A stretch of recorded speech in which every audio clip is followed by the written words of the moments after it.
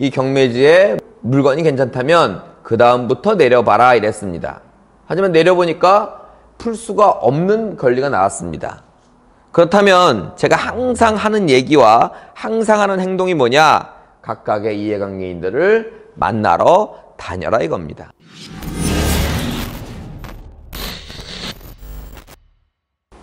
안녕하세요. 경매대망입니다. 오늘도 살까요 말까요 하는 임장을 다녀오셔갖고 저한테 질문을 하셨는데요. 질문 내용이 좀 긴데 여기에 대해서 제가 조금 질문 자체가 교육할 게 좀 있어가지고 제가 하나하나 읽어보면서 답변을 좀 드리도록 하겠습니다. 바로 질문 들어갑니다. 안녕하세요. 경매대망님의 긍정 에너지로 우리 모두 경제적 자유를 갖기 위한 프로젝트에 감사하며 동참하고 싶은 학원생입니다. 이렇게 말씀하셨는데요. 정말 그렇습니다. 저는 오래됐어요. 꽤. 제가 잘 먹고 잘 사는 거 당연히 목표죠. 하지만 저 혼자 잘 먹고 잘 사는 게 아니고 여러분들과 같이 잘 먹고 잘 사는 게 저의 궁극적인 목표입니다. 많은 분들이 동참하셔가지고 저의 목표를 이루어 주시길 바라겠습니다. 저의 목표란 다시 한번 강조하지만 저 혼자가 아니라 여러분들과 다 같이 잘 먹고 잘 사는 것입니다. 자, 잘하고 계세요. 자, 남양주 임야 질문 드리려고 합니다. 일주일 전에 임장을 했는데 제가 몸이 좀 불편해서 어제 아버지랑 같이 가서 찍은 영상이라 자세하게 못 찍었네요. 아까 보여드렸던 그 영상입니다. 짧은 영상. 근데 여기 가로 열고 가족이라도 부정적 시야를 갖고 있는 사람과는 투자를 논해야 하지 말아야겠어요. 이런 말을 합니다. 이 투자라는 게요, 가족이 여러분들한테 투자하지 마라 또는 투자는 위험한 것이다, 이거 가족이라면 여러분들을 못 살게 하기 위해서, 잘 살지 못하게 하기 위해서 드리는 말씀은 아닐 겁니다. 걱정돼서 얘기하는 걸 거예요. 자, 투자는 반드시 위험성을 동반합니다. 하지만 잘된 투자는 위험률이 굉장히 낮고 잘못된 투자는 위험률이 좀 높겠죠. 그래서 여러분들께 제가 많은 공부와 경험을 쌓고 투자를 하라는 겁니다. 자, 그러면 좀 극단적으로 반반을 나눠보겠습니다. 투자를 하지 않는다와 투자를 한답니다. 자, 투자를 하지 않으면 돈을 벌 수가 없습니다. 아주 현실적으로 가볼게요. 연봉 1억 너무 많은가요? 우리나라 지금 평균 연봉이, 근로자 연봉이 4천을 넘지 못합니다. 자, 그럼 말 다 했죠. 그거 갖고 현상 유지하는 겁니다. 돈을 벌 수 없다, 부자가 될 수 없다는 건 당연한 이야기입니다. 연봉 1억도 큰 차이가 없을 거예요. 이 4천보다 조금 더 잘 산다지 내가 부자다 이렇게 말할 수는 절대 없을 겁니다. 그럼 그걸 부자가 되기 위해서는 여러 가지 방법이 있는데 그 중에 대표적인 게 투자입니다. 그러면 안정적인 가난한 삶을 살 것이냐, 아니면 위험성 있는 부자의 도전을 할 것이냐, 이겁니다. 그럼 여기서는 굉장히 고민스러울 거예요. 하지만 제가 좀 전에 얘기했지만 공부가 된 경험이 많은 투자는 위험률이 없거나 적을 수밖에 없기 때문에 그거를 동반한 투자를 반드시 가시기 바랍니다.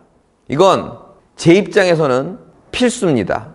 저와 여러분이 같이 잘 살기 위해서는 이건 선택이 아니라 필수예요. 하지만 계속 강조하는 거지만, 야, 누가 이거 좋대, 그게 무슨 공부가 된 겁니까? 아니면 경험이 있는 겁니까? 이건 아니란 얘기입니다. 여러분들이 충분한 공부와 경험에 의한 투자를 반드시 하시기 바랍니다.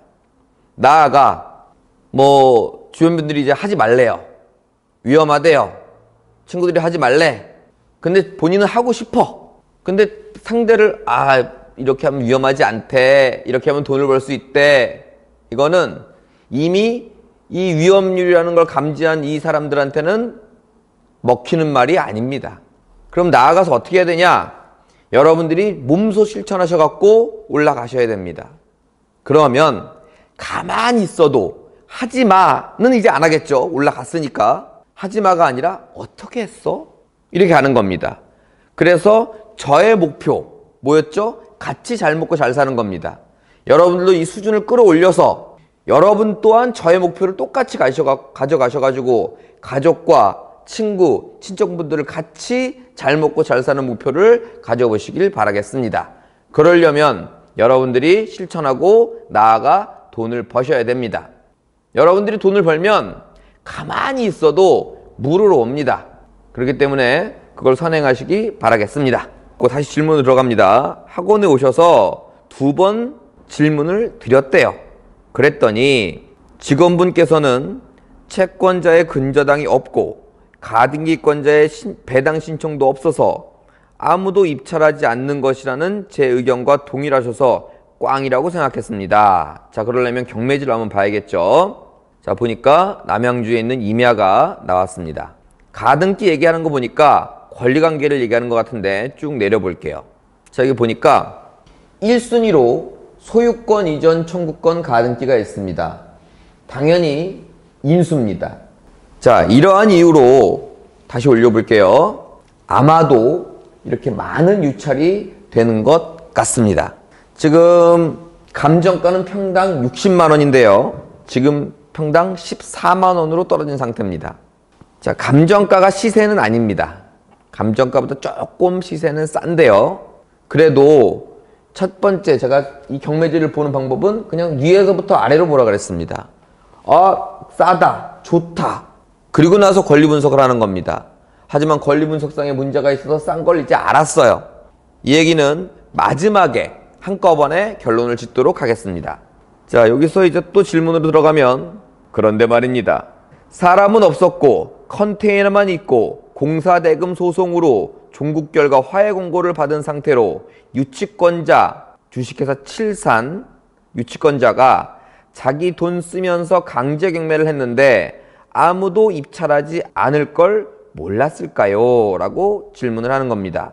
그리고 경매 신청인의 이익이 있어야 개시되는 거 아닌가 라는 의문도 든다고 합니다. 자, 다시 권리관계로 내려봅니다. 여기 보니까 가등기권자 밑에 가압류권자가 주식회사 칠산이에요. 이 사람은 공사대금을 받지 못했답니다. 그래서 이걸 가지고 경매를 넣었어요.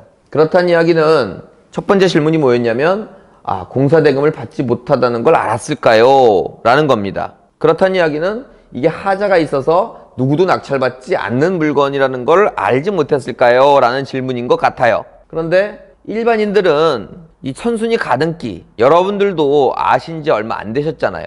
또는 지금도 모르시는 분들 많이 계시죠. 일반인들은 이런 거 잘 모릅니다. 그래서 가압류 신청해서 경매를 넣은 것 같아요. 그리고 조금 두 번째 질문이 뭐였냐면 경매 신청인의 이익이 있어야 개시되는 게 아닌가요? 라는 말이 있는데 법원도 이게 이익이 있을지 없을지 모릅니다. 그렇기 때문에 신청이 들어오면 경매는 일단 접수를 하죠. 자, 정리합니다. 칠산도 모르고 법원도 모른다. 이게 정리입니다. 자, 그리고 이 주의사항에 유치권 행사 중이라는 문구가 있대요. 이것도 좀 이따가 가등기랑 한꺼번에 제가 풀어드리도록 하겠습니다. 자, 마지막 질문은 많은 사람들이 가등기를 해결 못해서 입찰하지 않는 거겠죠. 그럼 취하되거나 해서 끝나는 건가요? 유치권자가 진짜라면 가등기권자가 있는지 모르고 공사를 했던 칠산은 다른 걸로 돈을 받아야 해서 공사한 분만 억울하지 않을까요? 라는 말씀을 드렸습니다. 이게 취하가 될지 안 될지는 좀 지켜봐야 될 문제인데요. 일단 공사업자의 입장부터 말씀을 드립니다. 지금 질문한 사항이 맞아요. 만약에 여러분들이 공사하는 사람인데 그 부동산에 권리관계가 복잡해요. 가등기뿐만 아니고 많은 근저당이 있다거나 이렇다면 일단 공사하기를 꺼려 하셔야 됩니다. 그런데 이런 것 저런 거 다 피하다 보면 공사할 게 없어. 그렇다면 공사대금을 정확한 계약서에 의해서 한 번 공사하면 한 번 돈을 받는 그런 시스템으로 공사를 하셔야겠죠. 그렇다면 이런 불상사가 없거나 줄일 수 있을 겁니다. 자, 그러면 이 물건의 관건, 가등기와 유치권입니다. 다시 영상을 잠깐 보면요. 여기 보면 공사한 흔적이 이렇게 보입니다. 조금 더 가면 여기도 공사를 하고 문을 이렇게 막아놓은 누가 근데 부신 것 같아. 문을 부셨는지 안 부셨는지 아주 열려 있어요. 공사하고 막아놓은 것 같은 흔적은 보입니다. 그리고 이 부동산에서 바라봤을 때 앞에 쪽은 꽤 전원주택 같은 것들이 쫙 펼쳐져 있어요. 그러니까 주택지로 괜찮은 지역처럼 보입니다. 지금 부동산 가격은 제가 보기에는 굉장히 저렴하다. 14만 원이면 조금 과하게 말하면 거저다 라는 말씀을 드리고 싶으나 이거 같은 경우는 두 가지 문제가 있다. 자, 그래서 유치권부터 말씀을 좀 드리도록 하겠습니다. 여러분들, 공사대금과 유치권은 같은 건가요? 잠깐 생각할 시간을 드리겠습니다. 자, 답 나오셨나요? 제가 유치권을 하면 시계를 가지고 많이 표현을 하는데요. 제가 시계방에다가 시계를 고쳐달라고 시계를 맡겼습니다. 그런데 시계를 다 고쳤어요. 고치는 비용은 고가의 시계다 보니 1,000만 원이 들었다고 하겠습니다. 그런데 제가 그 시계를 찾으러 갔더니 1,000만 원을 주지 않으면 이 시계를 돌려줄 수 없다고 합니다. 두 번째 예는, 그러면 시계를 줄 테니 나중에 그 1,000만 원을 달라고 합니다.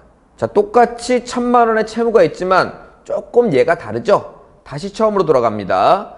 1,000만 원을 주지 않으면 시계를 돌려줄 수 없다. 돈을 주고 찾아가라. 이 얘기입니다. 이게 유치권이에요. 두 번째 예입니다. 그럼 지금 드릴 테니까 1,000만 원은 나중에 주세요. 이게 공사대금입니다.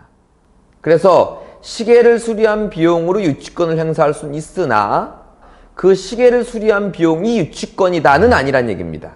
자, 이해 가셨나요? 그래서 공사대금이 유치권이다 라고 정의를 내리기에는 좀 어려운 부분이 있습니다. 이걸 보면 공사대금을 가지고 경매를 넣었어요. 이건 유치권을 가지고 경매를 넣은 게 아닙니다. 유치권을 가지고 경매를 넣었다면 이런 말이 나오면 안 됩니다. 즉 이거는 공사대금의 판결을 가지고 경매를 넣었죠. 여기서 우리가 이제 확정 지을 수 있는 하나가 있습니다. 공사대금이 6천만 원이 들었나 보구나. 그러면 이걸 유치권으로 바꿨다 하더라도 6천만 원을 인수하는 거구나 라고 생각하시면 된다는 얘기입니다. 그러면 이거는 경매로서 말소가 되는 거니까 문제가 없습니다. 하지만 이걸 가지고 현장을 굳건히 점유하고 있으며 누구나 알 수 있게 공시할 수 있는 뭔가에 점유를 하고 있다면 이건 공사대금이자 유치권이죠. 하지만 여러분들이, 질문자께서 가보셨을 때 누구는 만날 수 없었고 저렇게 자유롭게 출입이 된다면 점유하고 있다는 얘기는 아니란 얘기입니다. 따라서 이 영상과 경매지를 봤을 때 이건 공사대금이지만 유치권은 아니다. 따라서 이 물건이 여러 번 유찰되고 평당 14만 원까지 떨어진 이유는 이 유치권 또는 공사대금 쪽은 아니다란 얘기입니다. 그럼 뭐겠습니까? 바로 가등기입니다. 그렇다면 제가 처음에 그랬죠? 이 경매지에 물건이 괜찮다면 그 다음부터 내려봐라 이랬습니다. 하지만 내려보니까 풀 수가 없는 권리가 나왔습니다. 그렇다면 제가 항상 하는 얘기와 항상 하는 행동이 뭐냐? 각각의 이해관계인들을 만나러 다녀라 이겁니다. 저는 첫 번째로 강제경매, 즉 공사대금으로 경매를 신청한 이 주식회사 칠산을 만나보고 싶어요. 만나봤더니 가등기권자의 뭔가 내용이 나온다거나 이러면 참 좋겠죠. 안 나온다면 두 번째로는 소유자를 만나보고 싶어요. 소유자는 경매가 싸게 낙찰이 남한테 되면 나머지 채무들이 또 쫓아가기 때문에 소유자도 이게 진실된 가등기가 아니라면 협조해 줄 가능성이 있습니다. 마지막으로 가등기권자를 만나고 싶어요. 그러면 얘도 진실한 가등기다. 얘도 진실한 가등기다. 그럼 진실한 가등기가 맞죠? 그런데도 불구하고 내가 왜 만나느냐? 이 복잡한 과정을 처리하지 않고 이제부터는 협의 부분입니다. 가등기권자에게 내가 얼마를 드릴게요. 그럼 어떻겠습니까? 그래서 우리가 예를 들어 이게 평당 50만 원의 시세라면 14만 원에 사지 않고 예를 들어 가등기권자한테 10만 원을 줘서 24만 원에 사는 그런 계획을 잡으면 어떨까요? 자, 그래서 바로 결론 들어갑니다. 물건은 좋아요. 하지만 권리가 복잡해. 그러면 이 컴퓨터 앞에 앉아있을 때는 해결을 할 수가 없습니다. 현장을 나가봤다면 그래서 물건이 괜찮다면 이해관계인들을 만나러 또 두 번째 현장을 나가셔야 됩니다. 그래서 가등기권자의 해결을 하지 못하고서는 이 물건을 14만 원 또는 24만 원으로 살 수가 없는 물건입니다. 결론, 물건은 좋으나 한 번 더 실천해야 될 부분이 남아 있다. 자, 여기까지 시청해 주셔서 감사합니다. 지금까지 경매 대마왕이었습니다.